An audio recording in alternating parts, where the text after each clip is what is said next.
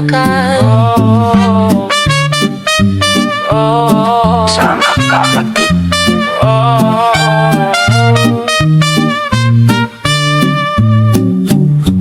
Sa umaga'y gigising pagod na ang katawan. Maliit na sahod, pilit pinagkakasya lang. Bigas at gasolina parang ginto ang halaga. Habang si inay sakit ang kasama sa kama. Radyo'y sumisigaw, may gera sa malayo. Pero bakit parang kami nadamay? Dito tumaas ang presyo, sahod di gumagalaw. Paano na bukas kung wala nang maiabot? Unti-unting nawawala ang lahat sa aking kamay. Pati pag-asa ko, unti-unti nang namamatay. Sa mundong unti-unting nawawasak, kami naiwan sa gitna ng bagsak. Sumisigaw pero walang nakikinig, sa pusong durog at pagod ng umibig. Hanggang sa huli, ako'y napagod na rin. Sa laban ng mundo, di kayang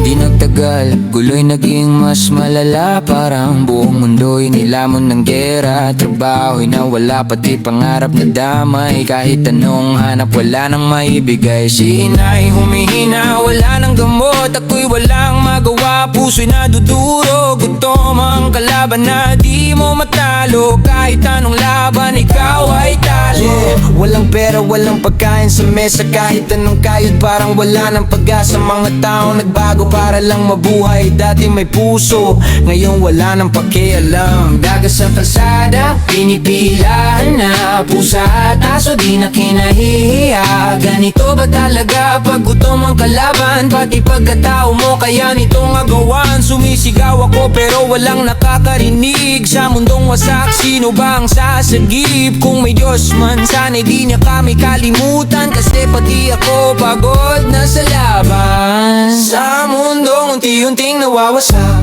kami naiwan sa gitna ng bagsak. Kahit anong kapit di na makasabay, sa hirap ng buhay na walang kulay. hanggang sa huli, ako'y napagod na rin.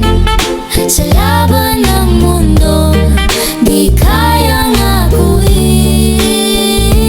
At nung tumahimik, Ang mundo sa wakas, ako'y nakahiga, wala nang lakas. Si inay hawak ang kamay kong malamig, luwa sa mata. pero ako'y di na umimik. Sa libro ng mundo, pangalan ko'y nakasulat. Hindi bayani, kundi isang sugat. Isang anak na lumaban hanggang dulo, para kay inay Sa mundong magulo,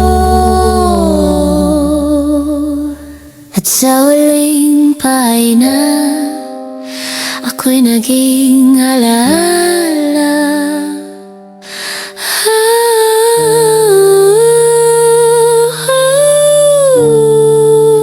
Panginoon, bakit kami maliit ang lagi nadadamay? Bakit ang matataas, buhay at walang takot gumawa ng masama? Kami mahihirap ang mas pinapahirapan. Ang mapatawad kung ako nagtatanong, pero alam ko, Panginoon, may dahilan ka. Kamatayan na lang ba ang makakaligtas sa amin sa mundo ng mga namumuno sarili lamang ang iniisip?